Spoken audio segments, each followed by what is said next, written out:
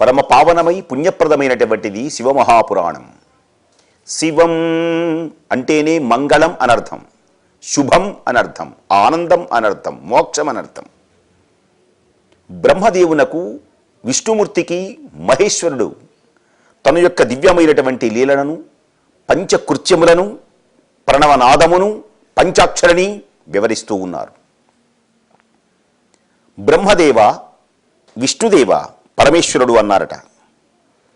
నా కర్తవ్యములు జ్ఞానమునకు రహస్యమైనటువంటివి, మీకు కృపతో తెలియచేస్తున్నాను వినండి. పంచైవ మే జగత్కృత్యం నిత్యం సిద్ధమజాచ్యుతౌ. అజా అచ్యుతౌ. అజా అంటే బ్రహ్మదేవుడు, అచ్యుతుడు అంటే విష్ణుమూర్తికి తెలియచేశారు. సృష్టి, స్థితి, సంహార, తిరోభావ అనుగ్రహములనేటువంటి జగత్ కళ్యాణములను ఐదిటిని నేను చేస్తూ ఉంటాను. పంచకృత్యములు ఇవే. సంసారం యొక్క ఆరంభమే సర్గము. ఆరంభింపబడినటువంటి జగత్తు స్థిరముగా ఉండటాన్ని స్థితి అంటారు. జగత్తు యొక్క వినాశమే సంహారము. జీవుల యొక్క ప్రాణోత్క్రమణమే తిరోభావం. సృష్టి, స్థితి, లయ, తిరోభావ అనుగ్రహములనేటువంటి పంచకృత్యములు ఈశ్వరుడు చేస్తూ ఉంటాడు. ఈ 5 మరల అన్నారట పరమేశ్వరుడు, ఇవి నా కార్యములు. ఈ కార్యములను ఎవ్వరు కూడా అనుష్ఠించలేరు. కనుక ఒకవేళ ఎవరైనా అనుష్ఠిస్తున్నారు అని అనుకుంటే, మనకు దేవాలయాల మీద దేవాలయాన్ని మోస్తున్నటువంటి ఒక బొమ్మల్లాగా ఉంటాయి, అవేం మొయ్యవు. అందరూ ఏమనుకుంటారు అంటే ఆ బొమ్మలని మోస్తున్నారు అనుకుంటారు. అంతే ఇది కూడా. తుష్ణీం గోపుర బింబవత్. గోపురము మీద మోసేటువంటి వ్యక్తులలాగా లోకమంతా వ్యక్తులు మోస్తున్నట్లుగా మనం అనుకుంటాము. అసలు ఆ గుడిని, గోపురాన్ని మోసేటువంటిది ఎవరు? భూమి. అలాగే సమస్తమైనటువంటి జగత్తును నేను ఆధారభూతమై ఉన్నాను. సర్గాది మొదలుకొని 4 కృత్యములు కూడా సంసారమును విస్తరింపచేస్తాయి. అంతేకాదు సృష్టి కాని, స్థితి కాని, లయము కాని, తిరోభావం. 5వదైనటువంటి ఏ అనుగ్రహమైతే ఉన్నదో అది మోక్షమునకు కారణభూతమైనటువంటిది. పరమేశ్వరుని నమ్ముకున్నటువంటి వ్యక్తులకు మాత్రమే మోక్షం కలుగుతుంది. భక్తులు 5 కృత్యములలో, పంచభూతములలో సందర్శిస్తూ ఉన్నారు. సృష్టి, స్థితి, లయ, తిరోభావ అనుగ్రహములనేటువంటి పంచకృత్యములలో భూమి యందు సృష్టి, నీటి యందు స్థితి, అగ్ని యందు సంహారము, వాయువునందు తిరోభావము, ఆకాశమునందు అనుగ్రహములు ఇవి నిక్షిప్తము చేయబడి ఉన్నాయి. సర్వము భూమి సృష్టిస్తుంది, సర్వము జలము వర్ధింపచేస్తుంది, అగ్ని సర్వము నాశనం చేస్తుంది, వాయువు ప్రాణములను కొనిపోతుంది, ఆకాశము అనుగ్రహ రూపమున ఉంటుంది అని పండితులు తెలియచేస్తున్నారు. తిరోభావే అనిలే తద్వనుగ్రహం ఇవాంబరే సృజంతే ధరయా సర్వద్భిన్న సర్వం ప్రవర్ధతే. ఇంకా ఈశ్వరుడు మరొక విశేషం తెలియచేశారు. ఈ 5 కార్యముల యొక్క భారము వహించడానికై నేను 5 ముఖములు కలిగినటువంటి వాడినై ఉన్నాను. అందుచేతనే ఈశ్వరునికి 5 ముఖములు ఉంటాయి. ఎవరైనా అడుగుతారు 5 ముఖములు దేనికని? సృష్టి, స్థితి, లయ, తిరోభావ అనుగ్రహములనేటువంటి 5 కృత్యములకై 5 ముఖములు ఉంటాయి. ఏమిటి 5 ముఖములు? ఓం సజ్జోజాతం, వామదేవము, అఘోరము, తత్పురుషము, ఈశానము.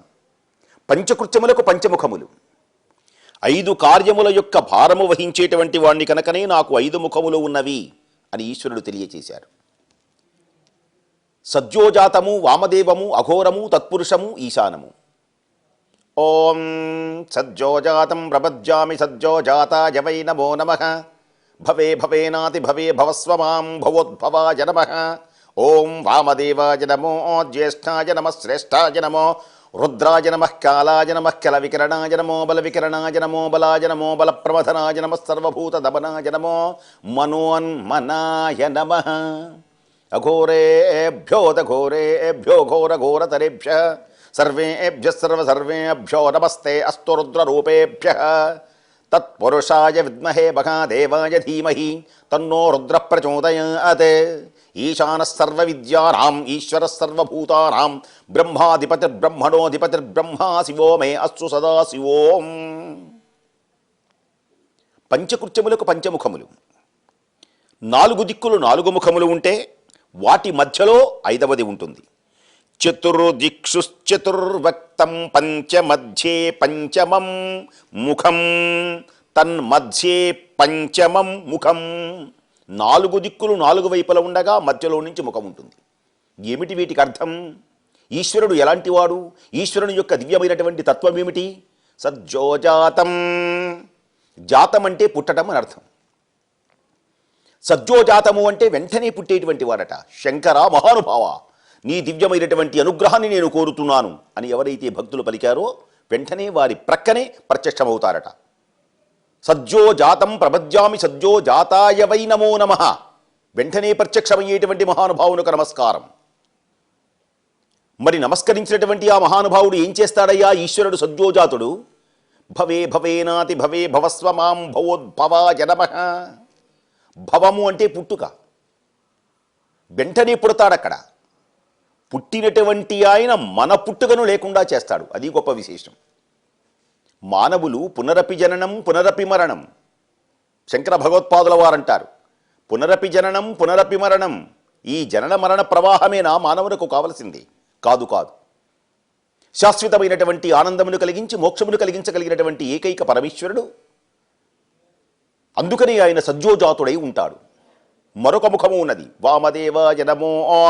వామదేవుడు అంటే అందమైనటువంటి వాడు అని అర్థం. జ్యేష్ఠాయ నమో, జ్యేష్ఠుడు ఆయన. శ్రేష్ఠాయ నమో, శ్రేష్ఠుడు ఆయన. జ్యేష్ఠుడు శ్రేష్ఠుడు మహానుభావుడు. వామదేవాయ నమో, జ్యేష్ఠాయ నమ, శ్రేష్ఠాయ నమో, రుద్రాయ నమ, కాలాయ నమ, కల వికరణాయ నమో, బల వికరణాయ నమో, బలాయ నమో, బలప్రమథనాయ నమ, సర్వభూత దమనాయ నమో, మనోన్మనాయ నమః. సకల బలములు ఆయన చేరువై ఉంటాయి. కలవికరణుడు ఆయన, మనోన్మనుడు ఆయన, అందమైనటువంటి వ్యక్తి ఆయన, సకల శుభములు కలిగించేటువంటి వ్యక్తి. ఇంకొక ముఖము మూడవది, అఘోరేభ్యో. అఘోరుడు. అఘోరుడు అనగానే చాలామందికి భయంకరమైనటువంటి వాడు అని ఏదో ఒక పిచ్చి పిచ్చి ఊహలు ఊహించుకుంటూ ఉంటారు. అఘోరము అనేటువంటి మాటకి చక్కగా అర్థం చేసుకోవాలి. అఘోరము అంటే అర్థం ఏమిటి? ఘోరము కానిది అఘోరం. అంతేగాని అఘోరుడు అనగానే ఓ అని భయంకరమైనటువంటి ఒక రూపంతోనూ వికృతమైనటువంటి రూపంతోనూ కలిగినటువంటి వాడని ఏదో మనం భావన చెందుతారు కొందరు అజ్ఞానులు, మూఢులు. అఘోరము, ఘోరము కానిది అఘోరము, అది తెలుసుకోండి.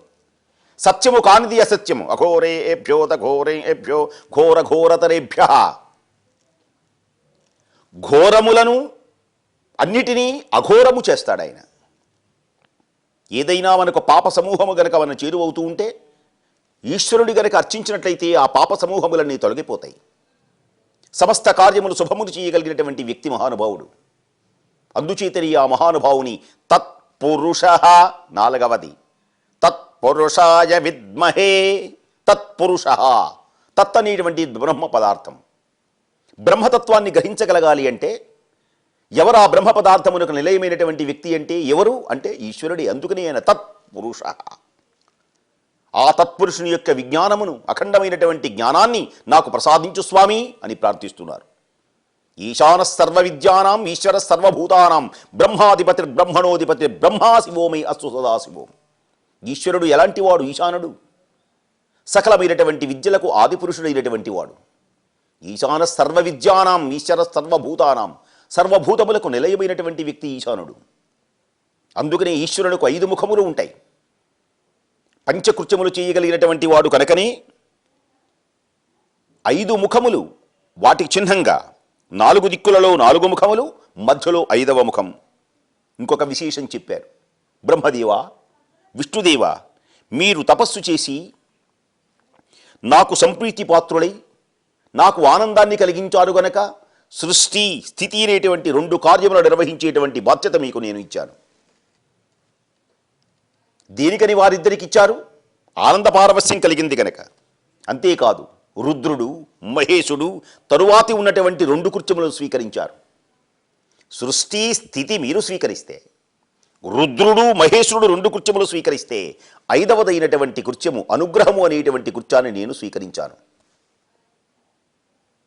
ఇది శక్తివంతమైనటువంటిది. కనుక మీరిద్దరు కూడా కాలక్రమంలో నిర్వహింపవలసినటువంటి ఈ కార్యములు చేయవలసినటువంటివి ఉన్నవి. మీకు నేను అనుగ్రహించాను, అయితే మీరు విస్మరించారు ఇవన్నీ. రుద్రమహేశ్వరులు ఈ విషయమును విస్మరించలేదు. వారిద్దరూ రూప వేష కార్య వాహన ఆసన ఆయుధములతో నాకులాగానే ఉంటారు. రుద్రుడు కూడా అలాగే మహేశుడు కూడా శివునిలాగానే ఉంటారు. మీరిద్దరు మాత్రం రూపంలో వేరుగా ఉంటారు. నేను ఇచ్చినటువంటి కార్యాలన్నీ మీరు విస్మరించారు. వత్సలారా, నా ధ్యానమును చెయ్యండి, నన్నే స్మరించండి. శివనామమును పలికినా, శివనామమును విన్నా, శివారాధన చేసినా అజ్ఞానం అనేటువంటిది తొలగిపోతుంది. నా జ్ఞానము గనక మీకు ఉంటే ఇక నుంచి మీకు గర్వం అనేది ఉండదు. శివనామమును స్మరించేటువంటి వానికి గర్వం ఉండదు. శివనామమును స్మరించేటువంటి వారికి శుభములు జరుగుతాయి. శివనామమును జరిపించేటువంటి వారికి జ్ఞానం కలుగుతుంది. కనుక ఈ జ్ఞానసిద్ధి కొరకై ఓంకారం అనేటువంటి పేరుతో గర్వమును పోగొట్టేటువంటి నా మంత్రమును మీరు జపించండి. ఇతః పరం ప్రజపతం మామకం మానభంజనం ఉపాసితం నిజం మంత్రం ఓంకారం ఉరుమంగళం. ఓంకారమే అన్నిటికంటే సర్వ శుభప్రదమైనటువంటిది. ఆ ఓంకారమే నా రూపమై ఉన్నది. ఈశ్వరుని యొక్క దివ్య రూపమే ఓంకారం. ఈ ఓంకారమును మించినటువంటిది మరొకటి లేనే లేదు. కనుక ఓంకారో మన్ముఖాజ్ఞే, ఈ ఓంకారము నా ముఖము నుండి పుట్టింది. ఈ ఓంకారము నా గురించే తెలియచేస్తుంది. ఈ ఓంకారము వాచకము, నేను వాచ్యుడను. ఈ మంత్రము నా ధ్యానమే. ఓంకారమును ఎవరైతే జపిస్తున్నారో శివనామమును పలికినట్లే, ఓంకారమును ఎవరైతే జపిస్తున్నారో శివస్వరూపాన్ని హృదయంలో ప్రతిష్ఠించుకున్నట్లే. అన్నిటికంటే పవిత్రమైనటువంటి మహామంత్రము ఏది అంటే ఓంకారము. దాని నిత్యము స్మరించేటువంటి వ్యక్తి నన్ను స్మరించినట్లుగా భావింపబడుతుంది. తదనుస్మరణం నిత్యం మమానుస్మరణం భవేత్. ఓంకారమే అన్నిటికంటే ఉత్తమోత్తమైనటువంటిది. అన్ని మంత్రములలో శ్రేష్టమైనటువంటిది ఓంకారము. బ్రహ్మదేవ, విష్ణుదేవ, పరమేశ్వరుడు తెలియచేస్తున్నారు. ఓంకారమును ఎవరైతే జపిస్తున్నారో శివనామమును పలికినట్లే. అంతేకాదు, అకార ఉత్తరాత్ పూర్వం ఉకార పశ్చిమాననం మకారో దక్షిణాముఖా బిందు ప్రాంగుఖం స్తథా. ముందుగా ఉత్తరముఖము నుండి ఓంకారము, పశ్చిమ ముఖము నుండి ఉకారము, దక్షిణముఖము నుండి మకారము, తూర్పుముఖము నుండి బిందువు, మధ్యముఖము నుండి నాదము పుట్టినవి. ఓంకారములో కూడా అందరూ అనుకుంటారు 5 తత్వములు నిక్షిప్తము చేయబడి ఉన్నాయి. ఓంకారములో అందరూ అనుకునేది ఏమిటి అంటే అకార ఉకార మకారములు 3 మాత్రమే ఉంటాయి అని అందరూ భావిస్తారు. కాదు కాదు. ఉత్తరముఖము నుండి అకారము పుట్టింది, పశ్చిమ ముఖము నుండి ఉకారము, దక్షిణముఖము నుండి మకారము, తూర్పుముఖము నుండి బిందువు, మధ్యముఖము నుండి నాదము. అంటే అకార ఉకార మకార బిందు నాదములతో కూర్చున్నటువంటిదే ఓంకారం. ఈ ఓంకారమును తప్ప ఈ లోకములో పవిత్రత చేయగలిగినటువంటి మహామంత్రము లేనే లేదు. ఈశ్వరుడు తెలియచేశారు. ఓం అనేటువంటిది ఏకాక్షరం. ఏకాక్షరంతో కూడా మహామంత్రములు ఉంటాయి. చూడటానికి ఓంకారం ఒకే అక్షరంలా కనపడుతుంది, కానీ 5 తత్వములు దానిలో ఉన్నాయి. అకార ఉకార మకార నాదబిందువులే కాదు, ఓంకారము పురుషవాచకమై ఈశ్వరుని యొక్క సంబంధిస్తే శ్రీం అని మరొక నామం ఉన్నది. అది తర్వాత ముందొస్తుంది. శ్రీంకారము అమ్మవారికి సంబంధించినటువంటిది. ఓంకారస్వర మంగళాచరణ మంత్రోన్మధ్యన్ మహాసుందరీ ఐంకారోదిత సామగాన రస సత్యానంద రత్నాంబరీ హ్రీంకారోజ్వల బీజ సంపుటల సత్ప్రేమైక విద్యాధరీ శ్రీంకారోపరి శంకరీ సుఖకరీ శ్రీరాజరాజేశ్వరీ. శ్రీంకారంలో షకార రకార ఈకారములు ఉంటాయి. షకార రకార ఈకారములే ఇచ్ఛాశక్తి, క్రియాశక్తి, జ్ఞానశక్తులు. అనేకమైనటువంటి శక్తులు ఈ మూటిడి యందు నిక్షిప్తము చేయబడి ఉన్నది కనుక ఓంకారము చాలా విశిష్టమైనటువంటిది, మహామంత్రమైనది, ఏకాక్షరముగా కలిగినది. నామరూపాత్మకమైనటువంటి సకల జగత్తు, వేదము నుండి పుట్టినటువంటి స్త్రీ పురుష అనే 2 కులములకు ఈ మంత్రమే వ్యాపించి ఉన్నది. ఓంకారము అంతటా వ్యాపించి ఉన్నది. ఈ ఓంకారము అంతటా విశ్వమంతా వ్యాపించి ఉన్నది. నాద రూపాత్మకం సర్వం వేదభూత కులద్వయం వ్యాప్తమేతేన మంత్రేణ శివశక్త్యోస్య బోధకః. సకలము వ్యాపించి శివశక్తుల యొక్క ఏకము మనకు కనపడుతుంది. ఇదే శంకర భగవత్పాదుల వారు సౌందర్యలహరిలో చెప్పింది. శివశక్త్య, శివశక్తుల యొక్క దివ్యమైనటువంటి కలయికే. శివశక్తుల యొక్క దివ్య కలయికని ఎవరూ వేరు చేయలేరు ఈ సృష్టిలో. శివా అని ఎప్పుడైతే అన్నావో అమ్మవారి పేరు కూడా నువ్వు తలిచినట్లే. సకలము కూడా ఒకే దాని యందు రెండు శక్తులు నిక్షిప్తము చేయబడి ఉన్నాయి అన్నారు మహానుభావుడు. నామరూపాత్మకం సర్వం వేదభూత కులద్వయం వ్యాప్తమేతేన మంత్రేణ శివశక్త్యోస్య బోధకః. ఈ స్త్రీ పురుష అనేటువంటి రెండు కులముల యందు వ్యాపించి ఈ మంత్రము శివశక్తులకు ఏకమై ఒకటే రకమైనటువంటి తత్వాన్ని బోధిస్తూ ఉన్నది. శివతత్వములో గొప్ప విశేషమున్నది. అకారము వరుస, నకారాది క్రమములలో పంచ అక్షర మంత్రములన్నీ కూడా ఒక వరుసగా పుట్టినాయి. ఎలా ఈ పంచాక్షరి పుట్టింది? అస్మత్ పంచాక్షరం యజ్ఞే బోధకం సకలస్య తత్. అకారాది వరుస మరియు నకారాది వరుసలో పంచాక్షర మహామంత్రం జన్మించింది. పంచాక్షరి సానుభూతమైనటువంటి భగవానుడు స్వయంగా బోధిస్తూ ఉన్నటువంటి దివ్యమైన శక్తి అన్నమాట ఇదంతా. పరమేశ్వరుడు స్వయంగా పంచాక్షరి యొక్క దివ్యతత్వాన్ని తెలియచేస్తూ ఉన్నారు. పంచాక్షరుండి 5 వర్ణములు కలిగినటువంటి 5 వర్గములతో కూడిన వర్ణమాల పుట్టింది. నకార, మకార, శకార, వకార, యకారములతో. అంతేకాదు శిరోరక్తమైనటువంటి 4 పాదములతో సహా 3 పాదములు కలిగినటువంటి మహాదివ్యమైనటువంటి గాయత్రి మంత్రం కూడా ఈ ఓంకారములో నుండి ఉద్భవించింది. త్రిపాదాద్ గాయత్రిరేవహి వేద సర్వశక్తో జజ్ఞే వై మంత్రకోటయః. ఈ ఓంకారములో నుంచే సమస్తమైనటువంటి వేదములు, ఈ ఓంకారములో నుంచే కోటాను కోట్లమైనటువంటి మహామంత్రములు పుట్టినాయి. అంటే ఓంకారము ఎంత గొప్పదో చూడండి. నీకు తెలిసి పలికినా తెలియక పలికినా ఓం, ఓంకారము పలకగానే మహామంత్రములన్నీ జపించినట్లే. ఓంకారం పలకగానే 5 తత్వములను నీవు ప్రవేశపెట్టినట్లే. ఓంకారమును నీవు పలకగానే శివుని శక్తిని ఏకకాలంలో ఆరాధించినట్లయితే, ఓంకారమును ఎప్పుడైతే నీవు పలికావో ఈ ఓంకారముతో సహా గాయత్రి మహామంత్రాన్ని కూడా జపించినట్లే. ఓంకారమును ఎప్పుడైతే నీవు జపించావో అనేకమైనటువంటి మహాకోట్ల మహామంత్రములన్నీ నీవు జపించినంత అఖండ పుణ్య సంపద నీకు కలుగుతుంది.